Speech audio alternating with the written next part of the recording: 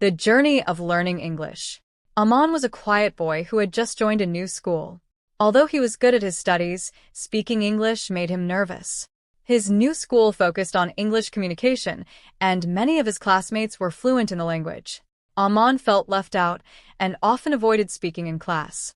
One day, his teacher, Mrs. Williams, noticed this. She called Aman after class and asked, "Aman, why don't you participate in discussions? You understand the lessons well, but I see you're not speaking much." Aman hesitated, then said softly, "I'm afraid of making mistakes. My English isn't good like others." Mrs. Williams smiled kindly. "Aman, no one speaks perfectly at first. Learning a language is like learning to ride a bicycle. At first, you may fall, but the more you practice, the better you get." She handed Aman a book and said, "This is a storybook. Start reading it aloud every day, even if it's just for 10 minutes. This will help you get comfortable with the language." Aman took her advice seriously. Every day after school, he sat in his room, reading the book aloud. At first, it felt awkward, and he stumbled over difficult words. But slowly, he noticed improvement. His confidence grew with each chapter he finished. One morning, Mrs. Williams introduced a new activity in class. "We're going to do group discussions. Each group will choose a topic, and everyone must contribute their ideas in English." Aman was nervous again, but he remembered what Mrs. Williams had said, "Practice makes you better." His group chose the topic of environmental protection. At first, Aman just listened, but when his friend, Ria, asked him, "Aman, what do you think we can do to reduce pollution?" he took a deep breath. "I think we should plant more trees.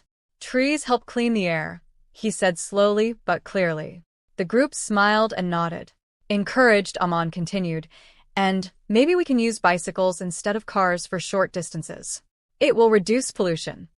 Mrs. Williams, walking around the class, overheard him and gave him an encouraging smile. "Good job, Aman. See, you're speaking more now.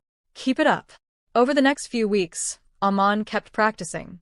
He would watch English movies with subtitles, try to speak in English with his classmates, and participate in every class activity, no matter how nervous he felt. One day, the school announced a public speaking competition. Mrs. Williams encouraged Aman to participate. "But I'm not ready," Aman said, feeling anxious. "You're more ready than you think," she replied. "You've been practicing for weeks, and you've made incredible progress. Just try." Aman decided to give it a shot. He prepared a speech on the importance of education. He practiced in front of the mirror, in front of his family, and even recorded himself to improve his pronunciation. On the day of the competition, his heart was racing, but as he stood on the stage and began speaking, he felt the words flow naturally. He spoke slowly, clearly, and confidently.